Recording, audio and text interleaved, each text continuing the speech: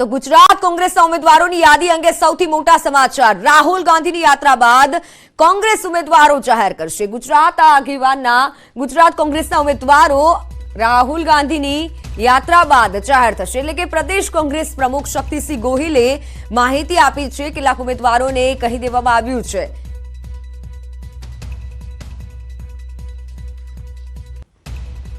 At appropriate time, we will announce the list.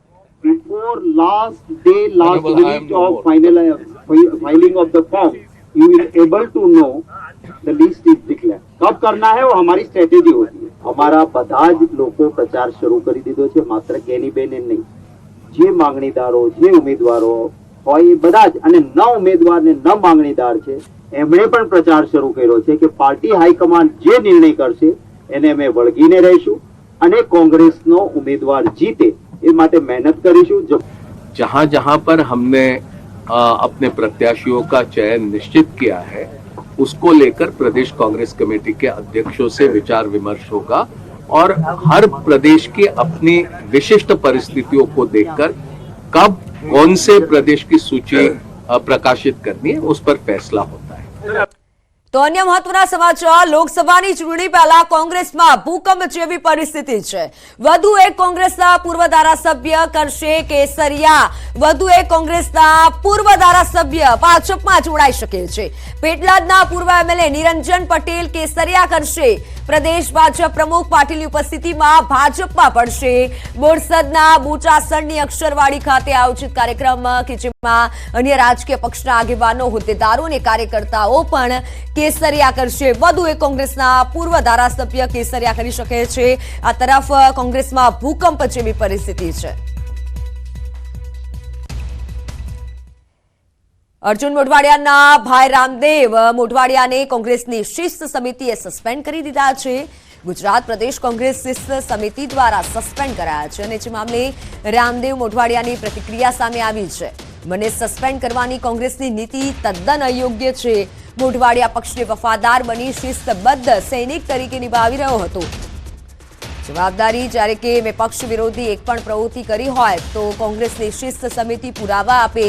Arjunbhai ભાજપમાં જોડાયા બાદ પણ મને પૂછવામાં આવ્યું ત્યારે મેં કોંગ્રેસમાં જ રહ્યો છું તેમ કહેવા છતાં ખોટી રીતે સસ્પેન્ડ કર્યો। વધુમાં તેઓએ કીધું છે કે છેલ્લા 4 વર્ષમાં કોંગ્રેસ પક્ષ તરફથી સ્થાનિકથી માંડી રાજ્ય સ્તરના 1000થી વધુ પ્રશ્નોની રજૂઆત કરી છે છતાં કેમ અન્યાય થયો। मैं कोई पक्ष विरोधी प्रवृत्ति करी नहीं।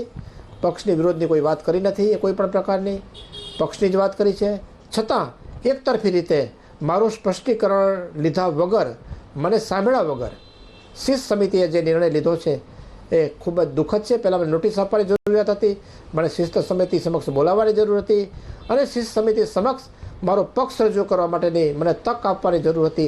एने बदले मने एकतरफी रीते हूँ आटलो कर्मठ कार्यकर होवा छतां मात्र अर्जुनभाईना भाई होवाने नाते ज मने जे सस्पेन्ड कर्यो छे खूब दुखनी बाबत छे। तो नजर हवे अन्य समाचारों पर। આજથી ગુજરાત સરકારની નમો લક્ષ્મી નમો સરસ્વતી યોજનાનો પ્રારંભ થશે। સીએમ ભૂપેન્દ્ર પટેલ ઘાટોલિયાની શાળામાં બંને યોજનાનો શુભારંભ કરાવશે। આ યોજનાનો મુખ્ય ઉદ્દેશ વિજ્ઞાન પ્રવાહને પ્રોત્સાહન મળે તથા વિદ્યાર્થીઓ ધોરણ 12 સુધીનો અભ્યાસ પૂર્ણ કરે તે છે। સીએમ ઘાટોલિયાની જ્ઞાનદા હાઈસ્કૂલમાંથી સવારે આ યોજનાનો પ્રારંભ કરાવશે। આ કાર્યક્રમમાં શિક્ષણ મંત્રી કુબેર ડિંડોર પણ ઉપસ્થિત રહેશે।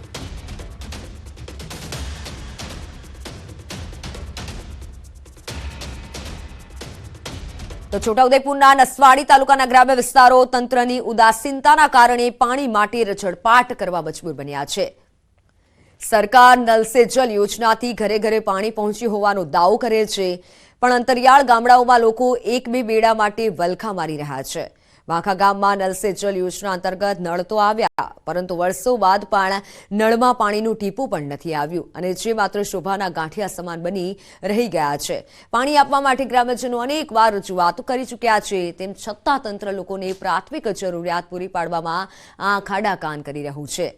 સ્થાનિકોનું કહેવું છે કે જે લોકો માટે પાણી નથી, જે લોકોને પહોંચતું તો પશુઓને કેવી રીતે આપીએ અને એમાં પણ ઉનાળામાં સ્થિતિ ખૂબ જ વિકટ બની જાય છે। પશુને આજે પણ એક ટાઈમ પાણી આપવામાં આવે છે।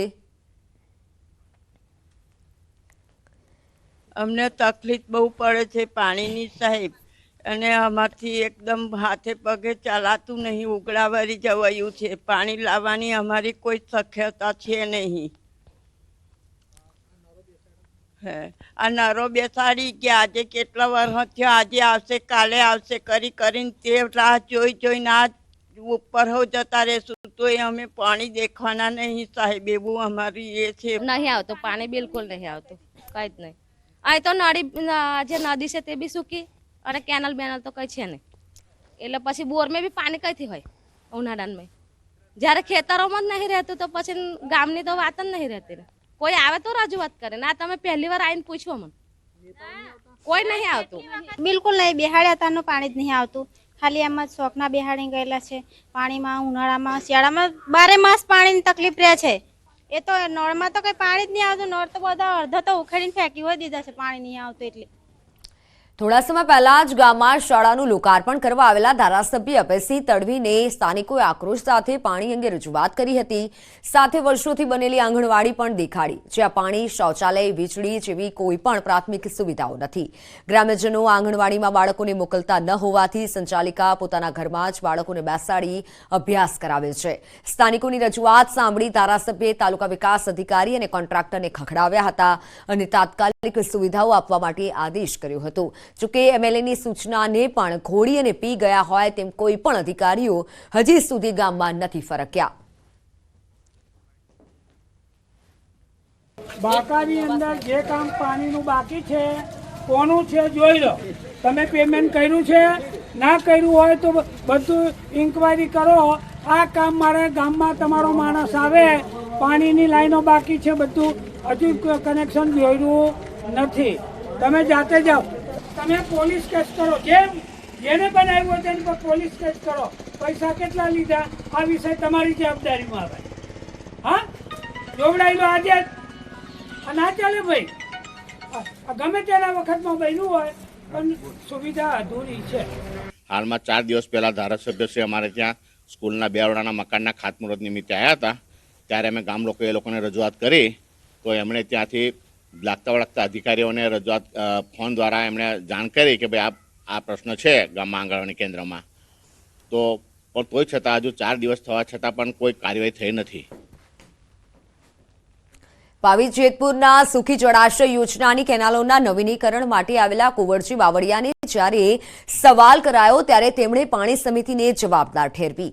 સાથે જ આવી કોઈ બાબત ધ્યાનમાં આવશે તો કામગીરી પૂર્ણ કરવાની પણ હૈયાધારણા આપી.